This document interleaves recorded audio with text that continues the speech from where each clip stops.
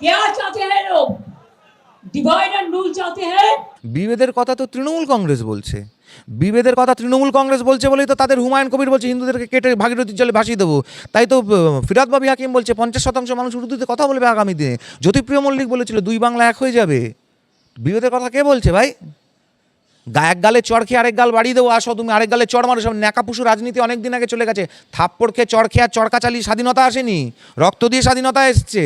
ঈদের মঞ্চ থেকে দাঁড়িয়ে, একটি ধর্মীয় মঞ্চ থেকে দাঁড়িয়ে উনি রামের বিরুদ্ধে কথা বললেন, অর্থাৎ রাম মুসলমানদের শত্রু নিয়ে এটা মুসলমানদেরকে বোঝানোর চেষ্টা করলেন। পরিষ্কার কথা তো। তার সাম্প্রদায়িক রাজনীতি কে করছে?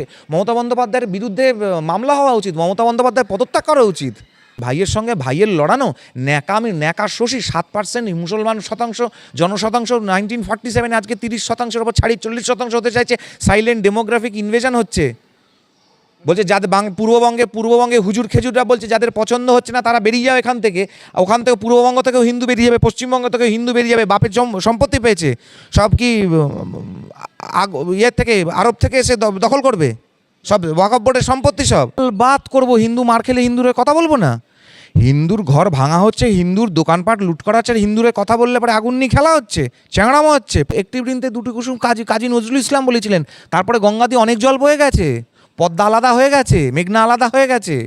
আয় আয় চাঁদ মামা টিপ দিয়ে যাও। অভিষেক বন্দ্যোপাধ্যায়কে বলুন মামা, অবশ্য ও মামা কাকে জানে, কে ওর মামা কে ওর কি সেটা আমরা জানি না, কারণ মামা কাকা পিসি ভাইপো এগুলো ব্যাপারগুলো তো গালিগালাজের পর্যায়ে নিয়ে চলে গেছে ওরা। কে কার মামা, কে কার পিসি, কে কার বাবা, কে কার মা কেউ জানে না। কে প্রত্যেকটা মানুষ দেখে নিয়েছে, কে প্রশ্ন করেছে, কি করেছে। মমতা বন্দ্যোপাধ্যায় আজকে বলেছেন রামবাম এক হয়ে গেছে, মানে উনি পরিষ্কার দাঁড়িয়ে মমতা বন্দ্যোপাধ্যায় রাজনীতি করলে পরে আমরা রাজনীতি খুঁজবো না। কেন খুঁজবো না? মমতা বন্দ্যোপাধ্যায় ধর্ম নিয়ে রাজনীতি করছেন, তাই জন্য বলছেন যে গরু দুধ দেয় তার লাথি খাওয়া অনেক ভালো। মমতা বন্দ্যোপাধ্যায় তাই জন্য বলছেন। কিন্তু এদিকে বাস্তবে মমতা বন্দ্যোপাধ্যায় মুসলমানদের কতটুকু উন্নতি করেছেন সেটাই হচ্ছে দেখার কথা। উনি শুধু ক্ষমতা দখলের রাজনীতিটা করতে চাইছেন। হিজাবটা পড়তে হয় কেন? হিজাবটা পড়ার দরকার কি? প্রত্যেকটা মানুষের একটা করে আইডেন্টিটি থাকে। কেউ এরকম জগা খিচুড়ি হতে পারে না। রিলিজিয়াস আইডেন্টিটি কারোর জগা খিচুড়ি হতে পারে না। যদি হয়ে থাকে তার থেকে বড় ভণ্ড, তার থেকে বড় গিরগিটি আর সংসারে দুটো কেউ হয় না। এই জন্য তো ব্রিটিশের পা চাটলেন লন্ডনে গিয়ে। তাই জন্য তো ব্রিটিশের একেবারে পা চাটতে চাটতে জীব একেবারে এতখানি 5 হাত বড় হয়ে গেল। আপনারা 190 বছর ধরে আমাদেরকে শাসন করেছেন। ওরে বাবারে বাবা, উনি নাকি স্বাধীনতা সংগ্রামীর মেয়ে। কেমনতর স্বাধীনতা সংগ্রামীর মেয়ে সে তো বোঝাই যাচ্ছে।